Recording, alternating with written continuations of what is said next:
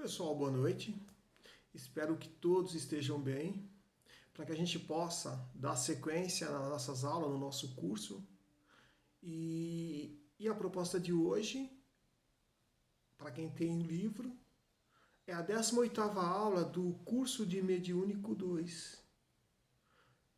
Hoje nós temos no título Obsessão Simples.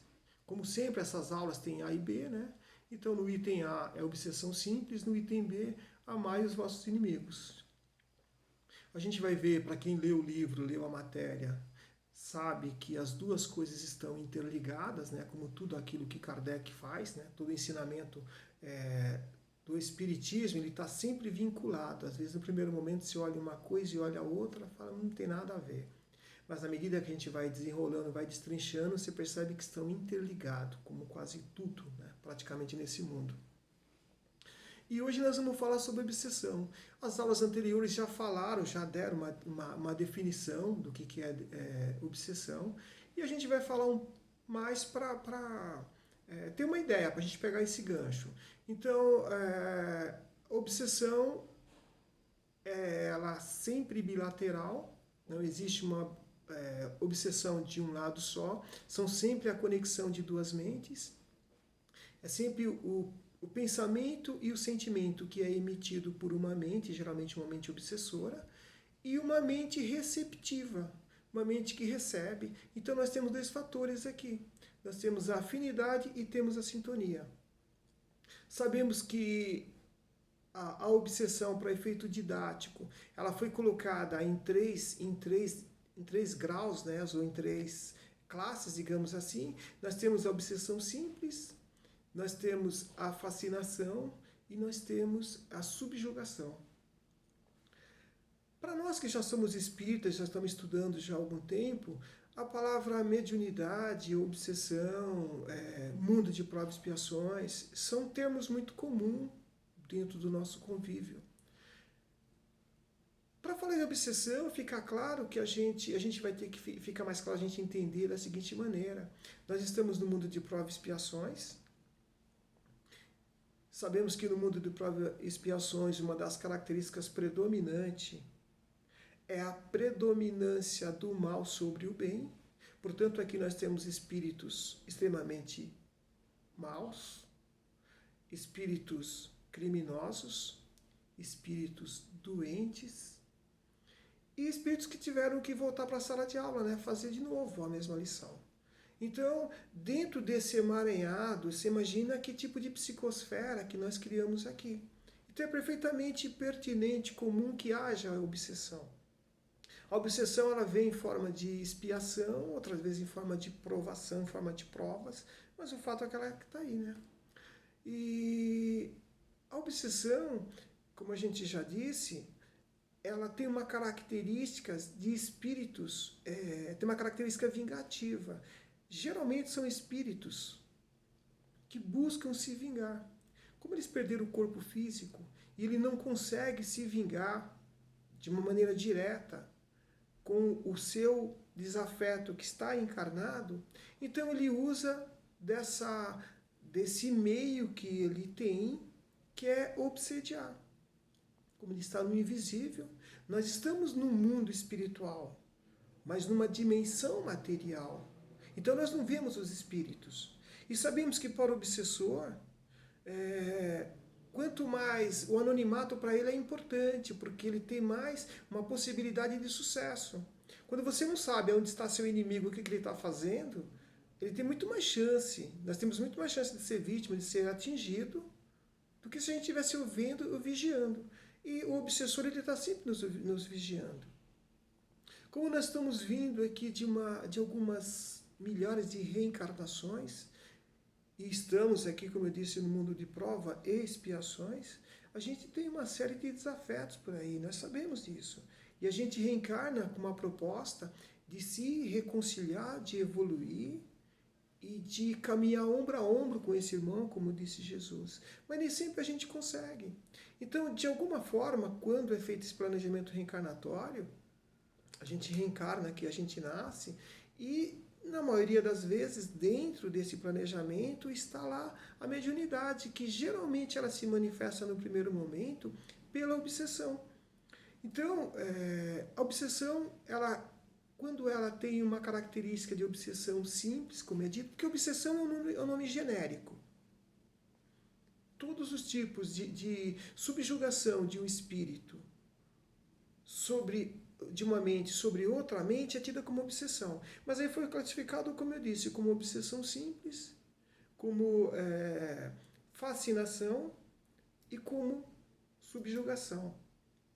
A obsessão simples, segundo Kardec, segundo André Luiz, o médium, o obsediado, ele sabe que está tendo ali um espírito perturbador, está tendo uma perturbação espiritual, mas ele identifica, ele sabe, ele não tem consequências maiores, nem espiritualmente falando, nem para o corpo espiritual, nem para o corpo físico. Porque a gente sabe que a obsessão ela é uma doença muito grave, sobretudo hoje, né? Sobretudo na atual situação que nós estamos vivendo. Tanto é que o número de consultas a exames, né, idas a psiquiatras aumentou muito, o número de... A estatística fala sobre o consumo de remédios depressivos, antidepressivos, tem aumentado de maneira assustadora. A maior parte dos espíritos, das pessoas que estão morrendo, não estão desencarnando, então o que acontece? Elas ficam por aí. E quando existe essa afinidade, essa sintonia, o que acontece? Ele encosta numa pessoa, encosta no médium e começa a obsediar. Tem que haver aí afinidade e sintonia. Tem que haver uma comunhão de ideias e de sentimentos. Então, o André Luiz fala que primeiro essa ideia, ela é criada, obviamente, e ela é solta através de onda eletromagnética, ela é emitida. E aquele que recebe cria ali um circuito mental. E na medida que você recebe e vai repetindo essas ideias, vai fixando, você fecha o circuito. A obsessão simples, ela não é tida como obsessão assim que faz muito mal para o médium, como eu já disse inicialmente. Primeiro porque o médium ele sabe que está sendo, que está tendo ali uma inteligência estranha, mas que está sendo identificada. O espírito, ele acaba interferindo no médium, ele interfere numa comunicação, ele quer ser notado. Ele, às vezes, obstrui a vinda de um outro espírito, né? Quando se evoca um outro espírito, às vezes ele não deixa, ele fica ali obstruindo. E a outra também, outro tipo de obsessão simples é a obsessão física, que também está lá no livro dos médios, que é aquela obsessão, é uma interferência, onde se bate nas portas, se faz barulho, se faz notar, né? E geralmente esses espíritos assim que fazem esse tipo de fenômeno, eles são um instrumento de espíritos superiores. Quando querem dar uma mensagem, passar uma mensagem, fazer algum tipo de comunicação, é feito dessa maneira. Esses espíritos são utilizados para esse tipo de conduta. A gente tem os outros tipos, que são a fascinação. A fascinação já é tida como... A gente não vai se ater muito, porque nós vamos falar só realmente sobre a obsessão simples, é que a fascinação já é um dos tipos mais graves que tem de obsessão, segundo Kardec.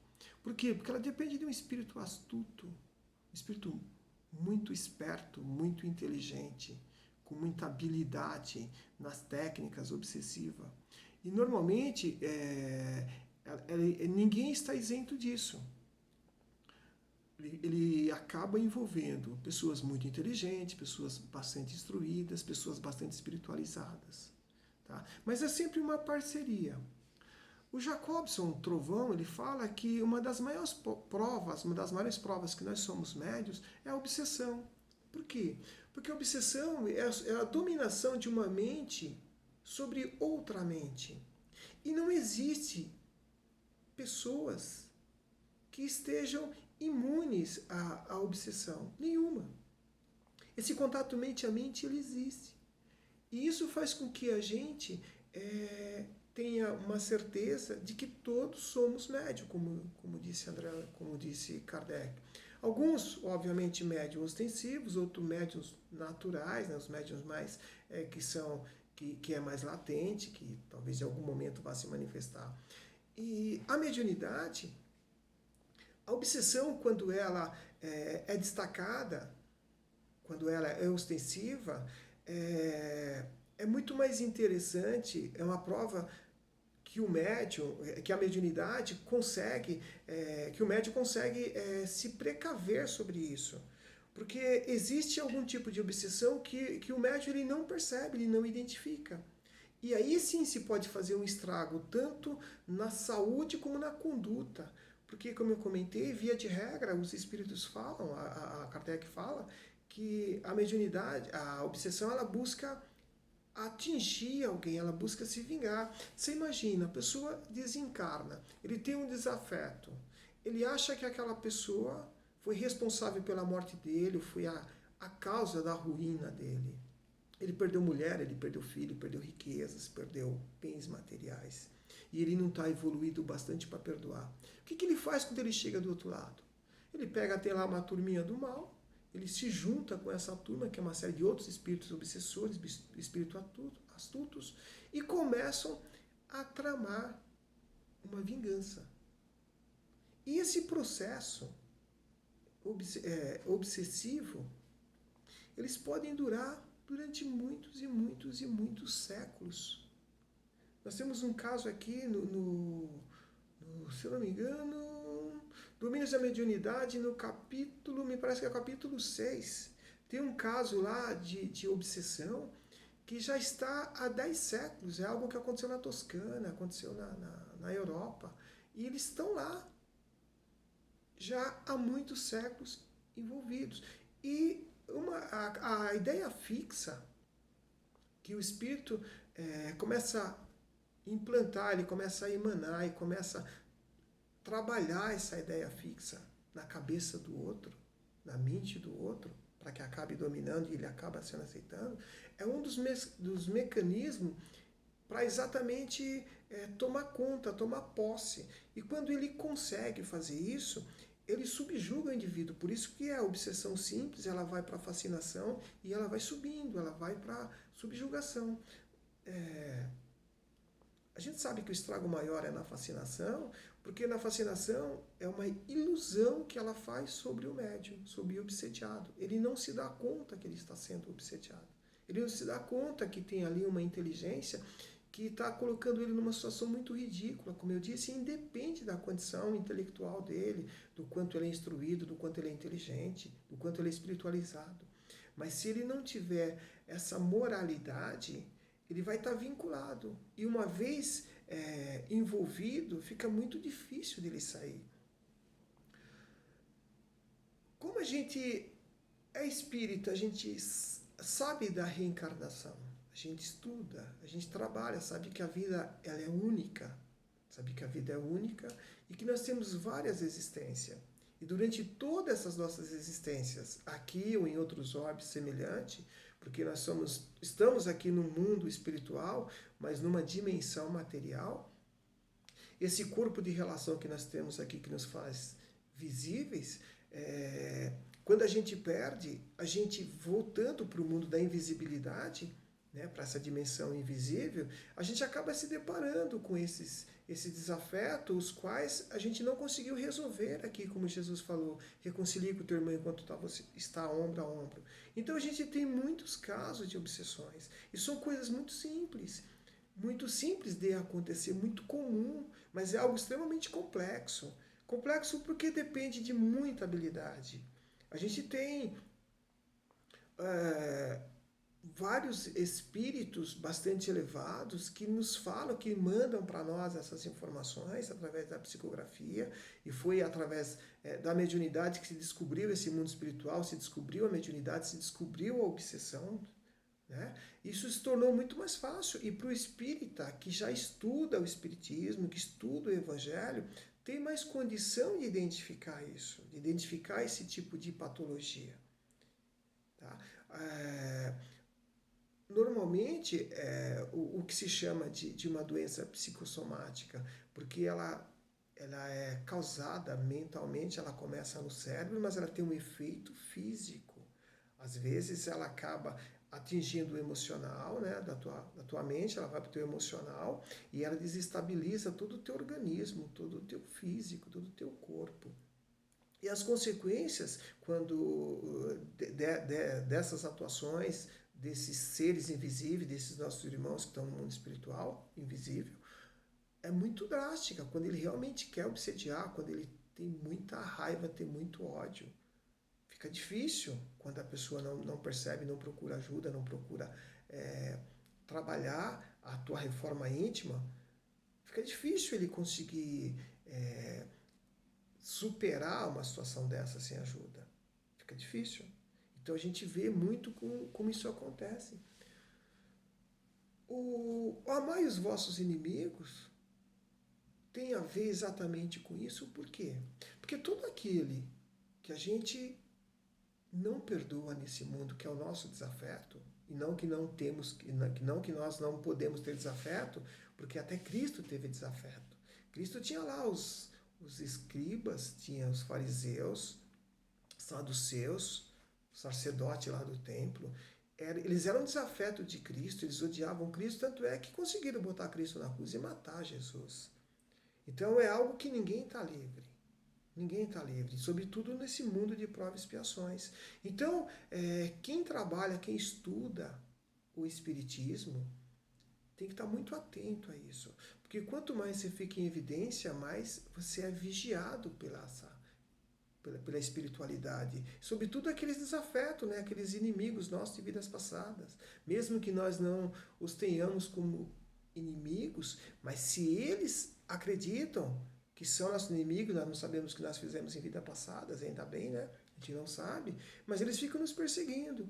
Tanto é verdade que a maioria das pessoas que estão hoje no centro espírita, raríssimos são aqueles que foram lá por curiosidade, para conhecer a doutrina. A maioria foram para lá, não exatamente convidados, foram de forma compulsória. Por quê? Porque não tinha mais lugar para ir. Vieram de algumas, já passaram por alguns psiquiatras, estavam fazendo tratamentos médicos. Isso é a maioria esmagadora que está dentro do centro espírita. Então isso mostra o quanto a obsessão ela é presente, ela é atual. E ela sempre existiu, desde que mundo é mundo. A diferença é que com a codificação ficou mais fácil da gente interpretar, a gente entender, a gente identificar uma pessoa obsediada. Mesmo porque temos os centros espíritas com os trabalhadores, temos os médios, né? E temos os videntes, que já conseguem, através dos instrumentos que a mediunidade dá, que o Espiritismo dá, desvendar esse mundo espiritual. Então isso tem ajudado muito, e o objetivo da caridade, da prática, ele pode ser exercido aí com muito mais segurança, com muito mais verdade, digamos assim. Todos aqueles, como eu estava falando, aqueles que a gente não consegue se desvencilhar de um mal-entendido, de um problema que acontece nessa vida, nesse mundo aqui de disputa, né? Um mundo de disputa, né? Um mundo de cooperação, porque é o mundo da matéria, e que a gente vai para o outro lado, via de regra, acaba realmente tendo no outro como inimigo, ou outro nos tendo como inimigos dele. E essa briga, se não for esclarecida, através, obviamente, da mediunidade, através do perdão, a gente acaba se comprometendo durante muitos séculos. Quando Jesus fala, amai os vossos inimigos, e Kardec aqui explica, deixa claro para Jesus, né, através da literatura, ele fala que se amar o próximo é uma das maiores caridades, amar o inimigo é essa caridade no estágio mais sublime. Então não é para qualquer um. Eu vejo uma fala da Ivone Pereira, um espírito que a gente sabe que é bastante evoluído. Num dos livros dela, ela fala que uma das coisas mais difíceis dentro dessa trajetória evolutiva dela, que ela teve muita dificuldade, foi o perdão. Foi perdoar. Nós estamos falando de um espírito que já tem um excelente grau de conhecimento, uma elevação, é tutelado por espíritos de escola, sendo ela também um espírito de escola. A gente sabe o quanto foi difícil. Ela mesma fala para nós o quanto é difícil o perdão. Agora imagina você perdoar o teu inimigo. É algo que tem que ser muito trabalhado, muito trabalhado. Mas a gente tem também muitos exemplos.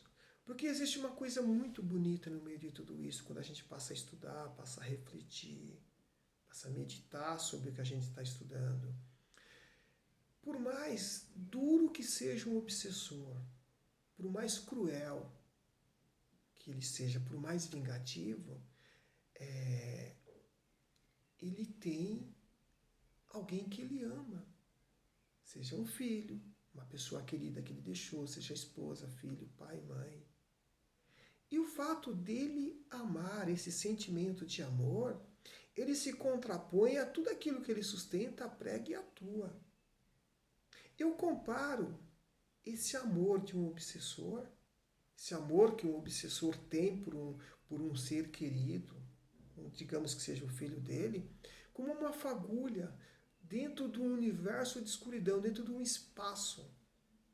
Porque quanto maior é a escuridão, quanto mais intensa, a fagulha quebra a escuridão. E não existe escuridão capaz de anular uma fagulha, capaz de anular a luz.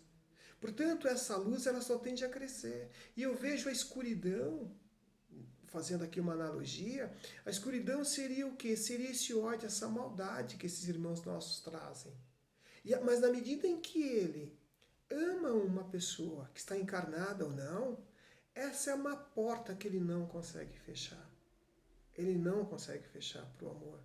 E é através dali que os benfeitores espirituais trabalham para conseguir clarear, iluminar toda essa alma escura, todo esse espírito escuro.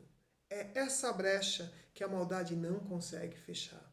Nós temos um exemplo disso, e eu sempre falo aqui num dos livros que mais me chama a atenção, que é a Libertação, é o livro do André Luiz, quando o Gúbio,